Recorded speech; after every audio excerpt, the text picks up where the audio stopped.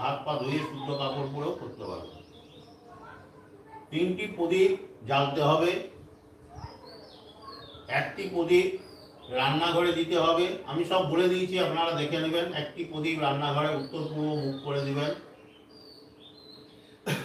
নিচে সদর দরজায় ঢুকতেই তার ডান সাইডে 1টি প্রদীপ দিবেন, আর মা লক্ষ্মীর কাছে 1টি প্রদীপ দিবেন।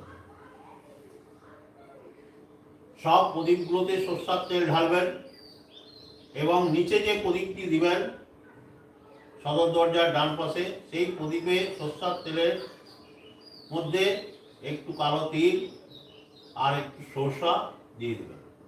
তাতে গোটা বাড়ির নেগেটিভ এনার্জি দূর হয়।